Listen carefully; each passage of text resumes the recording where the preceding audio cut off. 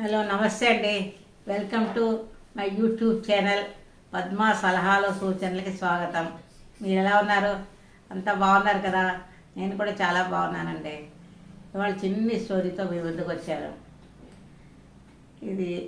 ఈ స్టోరీ ఎలా అంటే చాలా చిన్నది, మీరు నచ్చుతుంది అనుకుంటున్నాను. ఒక జమీందారు అంటే జమీందారు కాదు కానీ ఒక గొప్ప ఆయన గుర్రాన్ని మెయింటైన్ చేస్తారంటే కొంచెం గొప్ప ఆయన అనుకోండి. ఒక గుర్రాన్ని ఒక మేకని పెంచుకుంటూ ఉంటాడు ఆయన. ఆ గుర్రంలో అంటే మన ఇప్పుడు స్కూటర్ కారు లాగా ఆ గుర్రంలో స్వారీ చేస్తూ బయటికి ఎక్కడికైనా వెళ్ళాలంటే పొరుగురికి అలా వెళ్ళాలంటే ఆయన గుర్రం మీద వెళ్తుంటాడు. ఆయనకి చుట్టాలు ఉన్నారు, లేకపోతే నా సామాన్లు కొనుక్కోవాలి. ఆ కాలం అంతా అవే కదండి, గుర్రాలే. ఆ గుర్రం మీద తెచ్చుకుంటూ ఉంటాడు. కొన్నాళ్ళకి ఆ గుర్రం పాపం ముసలిది అయిపోయింది. అది నడవలేకపోతుంది, బాగా వీక్ అయిపోయింది. కానీ ఈ జమీందారు అని అనుకుందాం, ఆ జమీందారు ఏం పట్టించుకోవట్లేదు. ఎందుకు లేవట్లేదు అని అనుకుని ఇంకా కొంచెం కొడతాడు కూడా కంచీతో ఏదో, కానీ అది లేవదు. అప్పుడు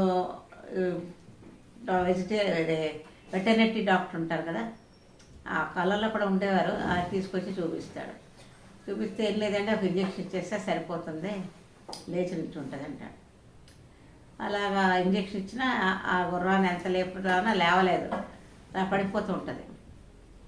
అలాగా ఒక 10 రోజులు ఆ రోజు ఇంజక్షన్ చేయడం, అది పడిపోవడం, మళ్ళీ మన్నాడు వచ్చి చేస్తే సరిపోతుంది అనుకోవడం, మళ్ళీ పడిపోవడం, ఇలా చేస్తూ ఉంటారు 10 రోజులు. ఇంకా ఆ జమీందారికి విసుగొచ్చి, సరే ఇంకెలాగో పనికి రావట్లేదు కదా, చంపేద్దామని దీన్ని అనుకుంటారు.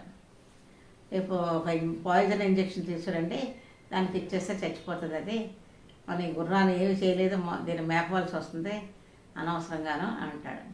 ఈ పక్కన ఈ గుర్రం మేక చాలా ఫ్రెండ్స్ అనమాట. వాళ్ళు ఏం మాట్లాడుకున్నారో ఇది వింటూ ఉంటుంది. రోజు లెగుస్తుంది కదా అని చెప్పి ఇది అనుకుంటూ ఉంటుంది. కానీ ఇది లేవదు. రాజుగా ఈ జమీందారు గారు విసుక్కోవడం, డాక్టర్ బాగుంటాయి భార్య ఉంటుందని చెప్పడం, ఇలా ప్రతిరోజు జరుగుతుంది. ఈ మేక కూడా అది చూస్తూ ఉంటుంది. ఇంక ఎప్పుడైతే ఈయన పాయిజన్ ఇంజక్షన్ ఇచ్చేస్తే అది చచ్చిపోతుంది, ఇంక గొడవ లేదని అనుకుంటాడో, అది మేక విని చాలా ఫీల్ అవుతే ఏడుస్తూ ఉంటుంది అన్నమాట. ఎందుకు ఏడుస్తున్నావు అని గుర్రం అడుగుతుంది. లేదు, నిన్ను చంపేస్తారంట రాజుగారు చెప్తున్నారు, రాజుగారు అంటే సారీ జమీందారు గారు చెప్తున్నారు, ఇంకా చంపేస్తే సరిపోతుంది, దీనికి తిండి దండకంటున్నారు, అందుకని నువ్వు ఎలాగలా ఓపిక తెచ్చుకొని లేచి కొంచెం ఆ రాజుగా జమీందారు గారితో బయటికి వెళ్ళావంటే ఆయన నిన్ను చంపరు అని చెప్తుంది. సరే అని మన్నాడు ఓపిక తెచ్చుకొని లెగిచి కొంచెం అలా నడుస్తూ ఉంటుంది.